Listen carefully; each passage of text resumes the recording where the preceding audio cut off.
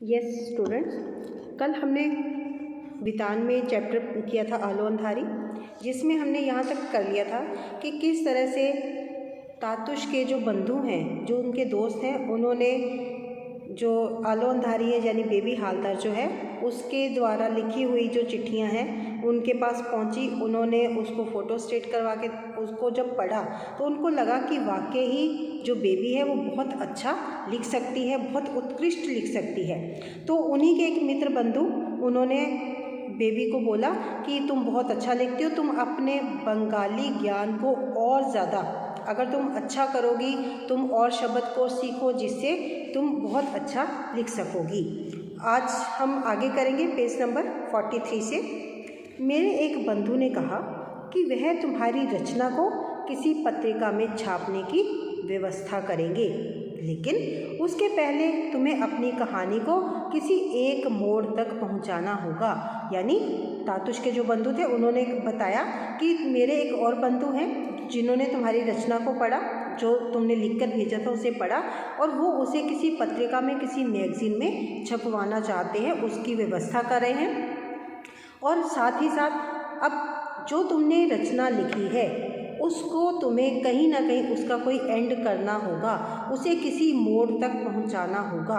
आशा करता हूँ तुम कभी लिखना नहीं छोड़ोगी। यह बात किसी भी दिन मत भूलना कि भगवान ने इस पृथ्वी पर तुम्हें लिखने को भेजा है। अब बंधु ने क्या बेबी को उसका उत्साहवर्धन करते हुए उसे क्या कहा कि तुम इस धरती पर लिखने के लिए आई हो और तुम इस बात को कभी मत भूलना और तुम हमेशा लिखती रहना, कभी लिखना छोड़ना मत। आशीर्वाद के साथ यहीं समाप्त करता हूँ। चिट्ठी सुनकर मैं अवाक रह गई, हैरान रह गई। मैंने ऐसा क्या लिखा है जो उन लोगों को इतना अच्छा लगा? बेबी सोच रही है कि मैंने ऐसा क्या लिख दिया जो इन लोगों को इतना अच्छा लग रहा है।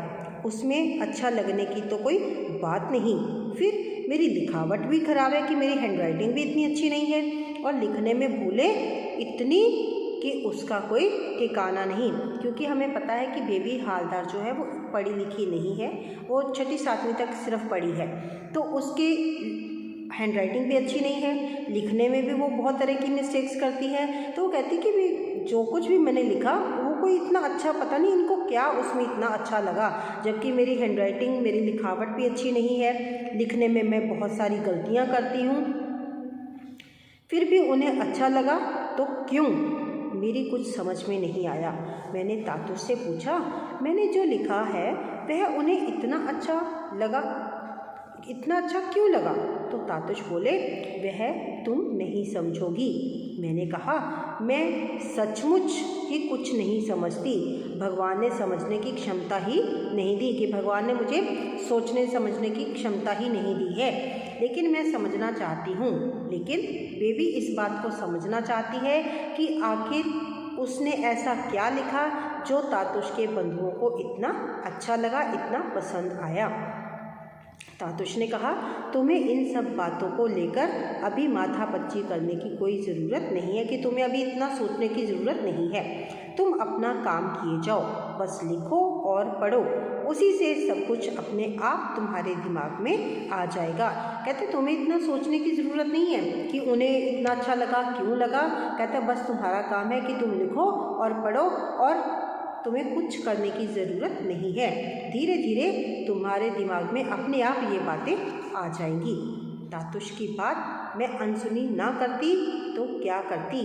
जैसे मुझे घर में करने को कुछ और था ही नहीं। घर में अर्जुन दा, रमन दा, सुखदीप दा तो थे ही, उनके बंधु समित दा, रजत दा, राहुल दा का भी आना जाना लगा ही रहता था। इससे पहले हमने पढ़ा कि तातुश का बेटा है अर्जुन दा और उसके दोस्त हैं रमन दा और सुखदीप दा, वो इकट्ठे उसी घर में रहते हैं।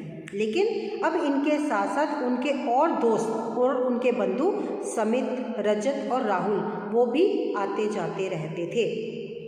वे सब भी तो मुझे चाहते थे और मेरे साथ तातुश जैसा ही व्यवहार करते थे। यानी जैसे वो अर्जुन के पिता का मान सम्मान करते थे, उनका आदर सत्कार करते थे, उसी तरह से ही वो अब इसका बेबी का भी मान सम्मान करते थे। ऐसे में मैं उन्हें खिलाने पिलाने की व्यवस्था छोड़ कॉपी किताब लेकर कैसे बैठ सकती थी कि घर में वो लोग आए हैं और मैं उनको खाना पिलाना छोड़कर उल्टा मैं अपने काम में व्यस्त हो जाऊं। कहती ऐसा अच्छा नहीं लगता था। एक दिन भूल से तातुश की बात मान दिन ही में मैंने उनसे अपने लिखने पढ़ने की बातें करने में लग गई तो एक कांड घट गया। कहती कि एक दिन क्या हुआ कि मैं भूल से तातुश से बातें करने लगी और मैंने अपने लिखने पढ़ने की बातें उनसे करने में व्यस्त थी और जब हुआ क्या, एक घटना घटित हो गई। रमनदा उस दिन काम पर से लौटा तो उसे बहुत भूख लगी हुई थी। जल्दी जल्दी हाथ मुंह धोकर वह खाने बैठ गया। खाने की प्लेट में कोई गंदगी ना पड़ जाए या मक्खी वक्खी ना बैठ जाए, इसलिए मैंने उसे उल्टा करके रख दिया था। अब जैसा कि नॉर्मली हम लोग देखते हैं कि डाइनिंग टेबल पे बर्तनों को उल्टा करके रख दिया जाता है ताकि वो उसमें कोई गंदगी ना पड़े या कोई मक्खी ना बैठे। तो इसी तरह से जो बेबी थी उसने भी डाइनिंग टेबल के ऊपर प्लेट को उल्टा करके रखा हुआ था। और हुआ क्या कि अर्जुन दास जल्दी जल्दी आए और हाथ मुंह धोकर खाने के लिए बैठ गए। भूख के मारे रमनदा ने उसका ख्याल नहीं किया और सब सब्जियां उस पर ले ली। अब ये तो देखा ही नहीं कि प्लेट उल्टी है कि सीधी रखी है। जैसे पड़ी थी उसी में ही फटाफट से जल्दी से सब्जियां डलवा ली। उन सब्जियों में एक गाढ़ी तरी वाली सब्जी थी, एक तरी वाली यानी रस्से वाली सब्जी थी। उसने जैसे ही रोटी को लेकर खाना शुरू किया तो देखा कि तरी प्लेट से नीचे गिरी जा रही थी क्योंकि प्लेट उल्टी पड़ी थी। जैसे ही सब्जी डाली सारी तरी नीचे गिर गई। वह खाना छोड़ अवाक को उसे देखने लगा, हैरान होकर उसको देखने लगा। कुछ क्षण बाद उसकी समझ में आया कि वह उल्टी प्लेट में खाना खा रहा है।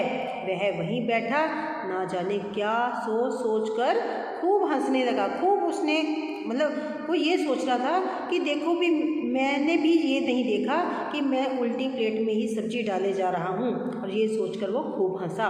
मैंने तातू से पूछा रमनदा किसके साथ बातें करके हंस रहे हैं? तातुश बोले और कौन है वहाँ? मैंने कहा और तो कोई नहीं है उस कमरे में। और इतना कहकर मैं वहाँ चली गई यानी रमनदा के कमरे में चली गई। वहाँ कुछ ना कह बस हंसता रहा। मैंने फिर पूछा क्या हुआ बताओ तो सही। कहती मैंने रमनदा से जाकर पूछा कि कमरे में तो कोई है नहीं और वो क्यों इतना हंस रहे हैं। तो कहती मैंने उनसे जाकर पूछा कि क्या हुआ आप बताओ तो सही। वह हंसते हंसते बोला बेबी देखो मैं कैसे खा रहा हूँ। मैंने देखा तो हंसी के मारे मेरा भी बुरा हाल हो गया। यानी जब बेबी ने देखा कि उल्टी प्लेट में सब्जी डाली हुई है तो बेबी भी ज़ोर ज़ोर से हंसने लगी। हंसते हंसते ही आकर मैंने तातुश को बताया कि ज़ोर की भूख लगी होने से रमनदा ने बिना अपनी प्लेट की ओर देखे उल्टी प्लेट में ही खाना ले लिया। वह भी सुनकर हंसने लगे। वह हम लोगों की तरह नहीं हंसते थे। उनकी हंसी उनकी अपनी तरह की थी। क्योंकि वो उम्र में बड़े थे इसलिए ज़ोर ज़ोर से वो नहीं हंसते थे, धीरे से मुस्कुरा देते थे। धीरे धीरे उन लोगों का हंसना बंद हो गया, लेकिन मेरी हंसी थम ही नहीं रही थी। यह देखकर तातुश बोले बेबी तुम क्या हंसती ही जाओगी? खाली हंसने से ही सब हो जाएगा? मेरे बंधु की चिट्ठी कितने दिनों से आकर पड़ी हुई है, उसका जवाब तुम्हें नहीं देना होगा। मैंने कहा चिट्ठी? ये चिट्ठी विट्ठी लिखना मुझसे नहीं होगा। तातुश बोले क्यों नहीं होगा? तुमसे जैसे बने वैसे ही लिखो, लिखते लिखते ही सब ठीक हो जाएगा। यानी तातुश ने मुझे चिट्ठी लिखने के लिए प्रेरित किया कि तुम्हें चिट्ठी भी तो लिखनी है। जब बेबी ने मना किया कि मेरे को तो चिट्ठी लिखनी आती नहीं है, तो तातुश ने कहा कि नहीं, इस चिट्ठी का जवाब तुम ही दोगी और लिखते लिखते सब ठीक हो जाएगा। मैं सोच में पड़ गई। कभी किसी को चिट्ठी विट्ठी नहीं लिखी। यदि लिखे भी तो बस जैसे तैसे दूसरों के लिए कुछ प्रेम पत्र। कुछ समझ में नहीं आता कैसे लिखूंगी, क्या लिखूंगी, कितना गलत लिखूंगी, कितना सही, इसका भी तो कोई ठिकाना नहीं। मैंने तातू से पूछा मैं उन्हें क्या बोलकर लिखूंगी? अब कि जिनको पत्र लिखना है उन्हें मैं क्या कहकर संबोधित करूँगी। तातुश बोले, यह तुम ही सोच कर देखो, बस इतना ध्यान रखना कि वह मुझसे 1 वर्ष बड़े हैं। मैंने कहा, मैं उन्हें जेठू बोलकर लिखूँगी। जेठू यानी पिता के बड़े भाई या ताऊ, क्योंकि जो तातुश हैं बेबी के साथ वो एक अपनी बेटी की तरह व्यवहार करते हैं, तो इस नाते तातुश जो हैं वो उसके पिता के समान हुए, ठीक है। और जो उनके बंधु हैं वो उनसे उम्र में 1 साल बड़े हैं, तो इसी हिसाब से वो उसके ताऊ यानी पिता के बड़े भाई यानी ताऊ। तो कहते कि ये तुम खुद ही सोचो कि तुम्हें उन्हें क्या संबोधित करके लिखोगी। तो बेबी कहते मैं उन्हें जेठू बोलकर लिखूंगी।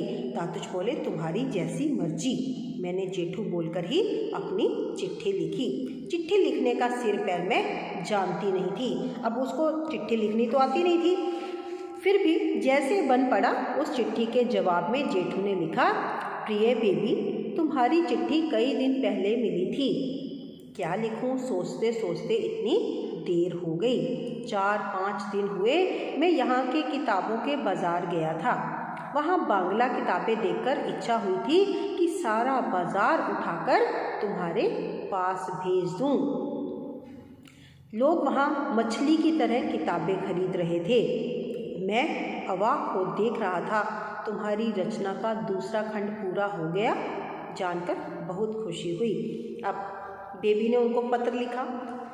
उन जो बंधु थे जिनको उन्होंने जेठू कहकर संबोधित किया है, उन्होंने उसका आंसर दिया बेबी को कि तुम्हारी चिट्ठी कई दिन पहले आई थी और उसमें मैं यही सोच रहा था कि मैं क्या लिखूं। तो कहते मैं एक दिन बाज़ार गया था, तो वहाँ लोग बांग्ला किताबों का पूरा एक बाज़ार था। कहते मेरा एक इच्छा हुई कि मैं सारी किताबें खरीदूं और तुम्हें पढ़ने के लिए तुम्हारे पास भेज दूं। यहाँ पे कहता है लोग ऐसे किताबें खरीद रहे थे जैसे मछली बाज़ार में मछली को खरीदा जाता है। फिर मैं कहता हैरान होकर देख रहा था कि तुम्हारी रचना का दूसरा खंड यानी सेकंड पार्ट भी कंप्लीट हो गया है। कहता मुझे बड़ी खुशी हुई इस बात की। तुमने यह बिल्कुल ठीक लिखा है कि तुम्हारी रचना को लेकर तुम्हारे तातुश और मैं बहुत चिंतित हैं। कहते तुम अपनी रचना को जल्दी से जल्दी पूरा करो, कंप्लीट करो, क्योंकि मैं और तुम्हारे तातुश इस बात को लेकर बहुत चिंतित हैं। चिंता का कारण यह है कि तुम्हारी किताब कैसे छपे, क्योंकि तातुश और उनके बंधु बेबी की जो वो किताब लिख रही है, जो कुछ भी वो अपने बारे में लिख रही है, उसे वो एक किताब का रूप देना चाहते हैं और उसे वो छपवाना चाहते हैं, प्रिंट करवाना चाहते हैं। आशापूर्ण देवी का पाखिर खंचार पाखी कैसा लग रहा है। तो तुम्हें तातुश ने ज़रूर बताया होगा कि आशापूर्ण देवी घर के सारे काम काज निपटाकर उस समय चोरी चोरी लिखती थी जब सब लोग सो जाते थे। उन्होंने केवल बांग्ला ही पढ़ी थी और घर से बाहर भी वह बहुत कम निकलती थी। अब यहाँ पे बात की गई है बांग्ला की एक लेखिका आशापूर्ण देवी की, जिन्होंने पाखिर खांचा या खंचार पाखी लिखा है। तो वो भी ऐसी ही थी कि घर का काम काज निपटाकर सारा काम मतलब जब सारे सो जाते थे तब वो धीरे धीरे चोरी छिपकर लिखती थी। उन्होंने केवल बांग्ला ही पढ़ी हुई थी और वो घर से भी बहुत कम निकलती थी। मैं और तातुश दोनों ही आशापूर्ण देवी की लिखने पढ़ने की दुनिया की काफ़ी खबर रखते हैं, जबकि हमें उनकी कानी उंगली बराबर भी लिखने की क्षमता नहीं है। यानी आशापूर्ण देवी बहुत अच्छा लिखती थी। हम तो कहते हैं उनकी छोटी उंगली के तर्जनी उंगली के भी बराबर नहीं है। तुम दूसरी आशापूर्ण देवी हो सकती हो, यह बात मेरे मन में बार बार आती। कहते कि हम तो उनकी जो कनिष्ठ का उंगली होती है, छोटी उंगली होती है, उसके भी बराबर नहीं है और तुम दूसरी आशापूर्ण देवी बन सकती हो, यानी तुम उनकी तरह लिख सकती हो। यह बात मेरे मन में बार बार आती है। तीसरा खंड कितना आगे बढ़ा, मेरा प्यार लो तुम्हारा जेठू। और तुमने तीसरा खंड कितना लिख लिया है उसके बारे में बताओ। जेठू इसी तरह मेरा उत्साह बढ़ाते थे। अकेले जेठू ही ऐसा करते हों यह बात नहीं थी, और भी कई लोग थे। दिल्ली में जेठू और तातुश के एक बंधु रमेश बाबू भी थे। अब कहते कि केवल जेठू ही ऐसे नहीं है जो मेरा उत्साह बढ़ा रहे थे लिखने के लिए, बल्कि जेठू के साथ और भी कई लोग थे। दिल्ली में भी जेठू और तातुश के कई एक बंधु हैं रमेश बाबू, वो भी मेरा उत्साहवर्धन कर रहे थे। मैं जो जो लिखती वह सब तातुश उन्हें फ़ोन पर सुनाते। एक दिन फ़ोन पर बात करने के बाद वह मुझसे बोले, देखो तुमने यह जो लिखा है वह मेरे बंधु को बहुत अच्छा लगा, कि मेरे बंधुओं को तुम जो भी लिख रही हो वो बहुत अच्छा लग रहा है, पसंद आ रहा है। एनी फ्रैंक की डायरी की तरह? मैंने पूछा, यह एनी फ्रैंक कौन है? तातुश ने तब मुझे उसके बारे में बताया। कहते उन्होंने मुझे बताया कि वो तुम्हारी जो भी तुम रचना लिख रही हो उन्हें बहुत पसंद आ रही है, तुम बिल्कुल एनी फ्रैंक की डायरी की तरह लिख रही हो। तो अब बेबी हालदार को इतनी पढ़ी लिखी तो है नहीं, वो एनी फ्रैंक के बारे में कुछ नहीं जानती थी। तो उसने पूछा, ये एनी फ्रैंक कौन है? तो तातुश ने उसके बारे में सब बताया और एक पत्रिका निकालकर उसमें से उसकी डायरी के कुछ अंश पढ़कर भी सुनाए। सुनकर उस लड़की से मुझे बहुत माया हुई। कहते मुझे उस लड़की से बड़ा उसके प्रति प्यार हुआ। शर्मिला दी भी मेरा उत्साह बढ़ाती थी। अब एक और जो तातुश के ही एक जानकार हैं शर्मिला दी, कहती वो भी मेरा बहुत उत्साहवर्धन करती थी। वह भी मेरी वयस की थी, यानी वो भी बेबी की उम्र की ही थी और जेठी की बंधु थी। वह कोलकाता में ही कहीं पढ़ाती थी। उनकी चिट्ठियों से मालूम पड़ता कि वह मुझसे कितना स्नेह करती थी। वैसे स्नेह मुझे और किसी से नहीं मिला, मतलब वैसा प्यार कहती मुझे कहीं से नहीं मिला जितना प्यार तातुश और उनके बंधुओं से मिला था। मैं सोचती कि सचमुच इतने दिनों बाद मुझे एक सहेली मिली। मैंने उन्हें तब तक देखा नहीं था। उनकी चिट्ठियां पढ़कर बार बार इच्छा होती कि उनके साथ बातें करूं। कहती मैंने उनको कभी देखा तो था नहीं, लेकिन उनकी चिट्ठियां पढ़कर मेरी इच्छा होती थी कि मैं उनके साथ खूब बातें करूं, हंसूं खेलूं, यह करूं वह करूं, कि मैं उनके साथ ढेर सारी बातें करूं। उनसे पूछूं, शर्मिला दी हम एक दूसरे से कब मिल सकेंगे? कभी मिल भी सकेंगे या नहीं? मिलने पर मैं तुम्हें धन्यवाद कैसे दूंगी? एक दिन घर में एक अलमारी की चीज़ें पहुँचते समय मैंने वहाँ एक फ़ोटो एल्बम देखा। मैं उसे खोलकर तस्वीरें देखने लगी। उसमें अर्जुन दा के बंधुओं की तस्वीरें थी। एक तस्वीर में जेठू थे, उनकी एक तरफ शर्मिला दी और दूसरी तरफ अर्जुन दा। एक और तस्वीर में जेठू के पास शर्मिला दी और सुखदीप दा बैठे थे। जेठू और शर्मिला दी को तब तक केवल उन्हीं तस्वीरों में देखा था, यानी फ़ोटो एल्बम में शर्मिला दी को कहती मैंने देखा, मिली कभी नहीं थी। उन्हें अपनी आंखों से देखने की बहुत इच्छा होती। शर्मिला दी जब मुझे चिट्ठी भेजती तो साथ में मेरे जवाब देने के लिए तरह तरह की सुंदर आकृतियों में सादे कागज़ काटकर भी रख देती। शर्मिला दी लेखिका थी। उनकी एक किताब छप चुकी थी और पत्रिकाओं में उनकी कहानियाँ छपती रहती थी। अब जो शर्मिला दी हैं वो भी एक लेखिका हैं, उनकी किताबें भी छप चुकी हैं और वो कई मैगज़ीन में लिखती भी हैं, उनकी कहानियाँ छपती हैं। वह मुझे प्यार करती थी और मेरे बच्चों के हाल चाल पूछती रहती थी। कभी कभी मैं सोचती कि कहाँ उन जैसी पढ़ी लिखी लड़की और कहाँ मैं। चिट्ठियों में हम जो बातें करते हैं वह शायद मिलने पर ना हो।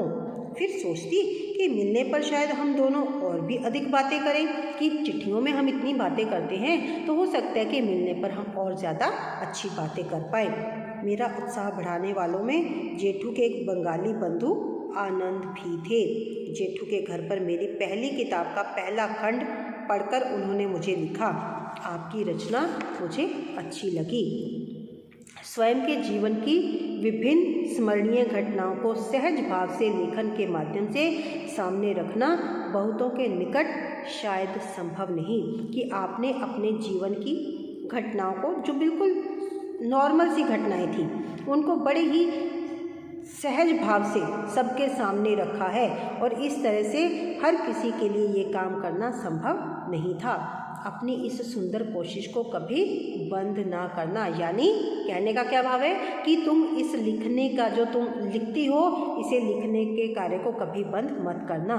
अभ्यास और कोशिश से संभव है कि आप हमें कभी कुछ असाधारण दे सके, कि हो सकता है कि आपकी ये लिखने की जो कोशिश है इससे आप हमें कुछ असाधारण दे जाए, यानी कुछ बहुत अच्छा लिखा हुआ दे जाए। नारी अत्याचार, असुविधा, दुर्दशा और उनके आर्थिक कष्ट के बारे में भी आप सोचें और लिखने की चेष्टा करें।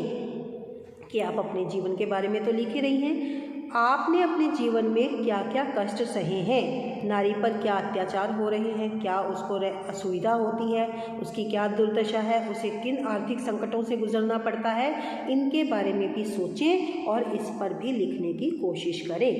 मेरी शुभकामना आपके साथ है। इस चिट्ठी के साथ आनंद बाबू ने मुझे अपना एक लेख भी भेजा था। उस लेख को पढ़कर मुझे अच्छा लगा था। वह पूरा का पूरा मेरी समझ में आ गया हो ऐसी बात नहीं थी। मेरे कहने पर तातुश ने वह मुझे समझाया था, फिर भी कुछ दिमाग में घुसा और कुछ नहीं घुसा, यानी कुछ मुझे उसमें से समझ आया और कुछ नहीं समझ आया। तातुश ने भी समझाया, लेकिन कहते मुझे अच्छी तरह से वो समझ नहीं आया। इतने सारे लोगों के उत्साहित करने के साहस दिलाने के बाद भी मैं सोचती रहती कि कभी कुछ ठीक से लिख भी पाऊंगी या नहीं, कि सभी लोग मेरा इतना उत्साह बढ़ा रहे हैं तो क्या मैं कभी अच्छा लिख भी पाऊंगी या नहीं। इसी बीच एक दिन मेरे बाबा सवेरे सवेरे आ पहुँचे। सुबह सुबह मेरे पिताजी आ गए। मैं उस समय किचन में थी। खिड़की से मैंने एक व्यक्ति को साइकिल से उतरते देखा। मैं ठीक से पहचान नहीं पाई। उसने घंटी बजाई तो काफ़ी देर बाद मैं बाहर निकली। मुझे देखकर बाबा ने पूछा, कैसी है बेटा? मैं बोली, बाबू आपके शरीर का यह हाल कैसे हो गया? बाबा बोले, कहाँ, कुछ भी तो नहीं हुआ है। बच्चे कैसे हैं? मैंने कहा, ठीक है, सब ठीक है, स्कूल गए हैं। मैं तातुश के पास दौड़ी गई और बताया मेरे बाबा आए हैं। तातुश बोले, उन्हें घर में बिठाओ, अपने बाबा के लिए कुछ खाना वाना तैयार करो। बाबा को मैं अपने कमरे में ले गई और पूछा, चाय बनाऊं? वह बोले, नहीं, रहने दो, इतनी गर्मी में चाय। मैंने जल्दी से एक गिलास शरबत बनाकर उन्हें दिया। गिलास हाथ में लिए वह बोले, तू भी थोड़ा ले बेटा। मैंने कहा, नहीं बाबू, मैंने अभी अभी चाय पी है। माँ कैसी है? वह बोले, ठीक है, तुम्हारी बहुत याद करती रहती है। मैंने सोचा, करेगी क्यों नहीं, 2 वर्ष जो हुए जा रहे हैं, यानी 2 वर्ष से वो अपनी माता से मिली नहीं है और अभी तक दूरी के कारण मिलना जुलना नहीं हो सका।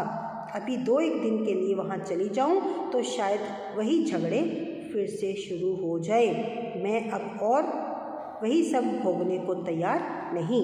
यहाँ आकर इतना तो मैं समझ गई हूँ, आदमी हो या औरत, सभी अपने पेट की चिंता स्वयं करते हैं, यानी कोई किसी की चिंता नहीं करता। अपना पेट पालना है या अपने घर का गुजारा करना है, उसके लिए मनुष्य को खुद ही मेहनत करनी पड़ेगी। और एक ही जैसा खटते कमाते हैं, यानी कि वहाँ जाऊँगी कहती, फिर अगर चली गई तो फिर वहाँ फिर वैसे ही झगड़े शुरू हो जाएंगे। इसलिए खुद अकेले रहना है तो मेहनत तो करनी ही पड़ेगी। यही समझ पहले आ गई होती तो उसी हिसाब से मैं अपनी व्यवस्था कर लेती, कि अगर मुझे पहले ही ये बात समझ आ जाती तो मैं पहले ही ये अपने रहने का अच्छे से कोई बंदोबस्त कर लेती और तब शायद मुझे उतना कष्ट नहीं भोगना पड़ता, कि मुझे शायद इतना कष्ट ना करना पड़ता। ठीक है बेटा, आगे नेक्स्ट मैं आपको अगले उसमें बता दूँगी। ठीक है बेटा।